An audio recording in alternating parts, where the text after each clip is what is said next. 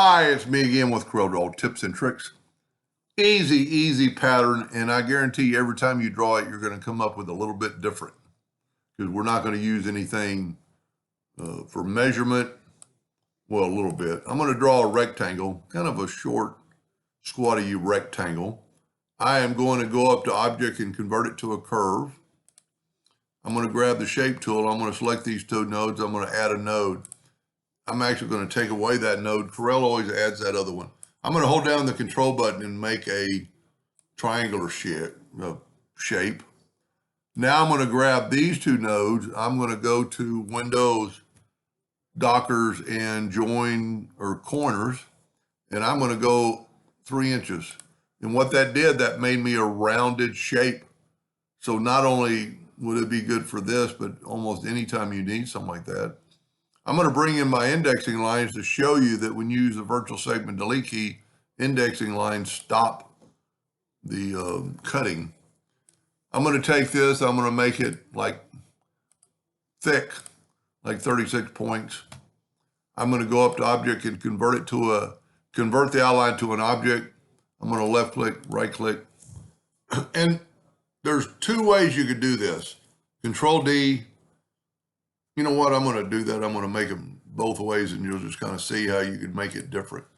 Control D, double click on the rotation and put it right on that tip. Now we're going to rotate it 90 degrees. Control D, Control D.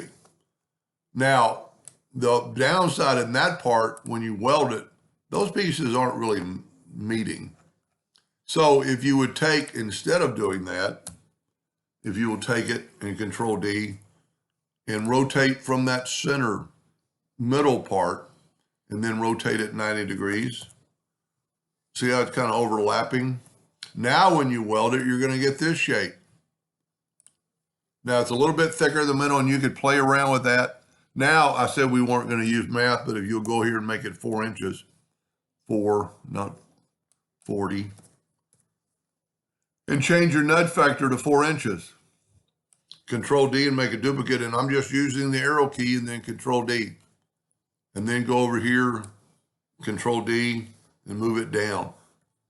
And see, I don't know if you can see the difference between my old one and my new one. Control D, move it down, Control D, Control D. And you could have as many as you want. Now I've got lines between the pieces, but if we take and select it all and weld it, those lines disappear and it becomes one unit. Now you can do anything you want to with it. Smart fill it. I'm going to smart fill it with red. It's going to take just a second because it's got to do a lot of filling. And then get your interactive fill tool and just kind of swipe across and then put yellow on this end. And by doing that, you get that. Now I'm going to take away the outline. Now, you know, I always draw a yellow box or a yellow box, and I made 2 copies of that. So let's just get rid of this. I always draw a black box, but I just draw a rectangle. If you hold down the Shift key and double click on your rectangle tool, it will put a rectangle around that item, no matter what it is, then hit black, object, order, back a page, and you get that endless pattern. This pattern would be really good if you made them a little thicker for like a grate for a screen or a grate for an air conditioner, return air vent, you know, out of wood. But my first one would probably be better because the holes are smaller. And it's just amazing. I mean, I did them exactly the same, and this one looks like the squares are rounded going up, and here you can't really see it. It looks like the squares are elongated, or the squares are like equal. And your eyes kind of play a trick on you. If you look back, they're going both ways, so it doesn't really matter.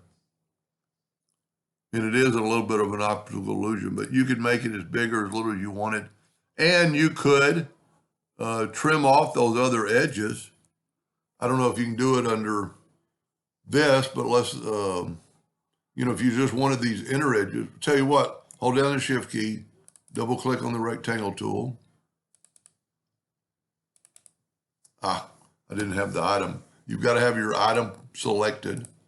Then hold down the shift key. Now let's hold down the shift key again and bring this in. It'll make it grow from the center outwardly. And you'd have to do some adjusting, but then if you went here and go to intersect, now you just have kind of like the inner parts. Well, you still have excess, but you don't have those long pieces up in here. So you could actually probably trim it right there too. Anyway, I hope that gave you an idea or two, and thank you for watching.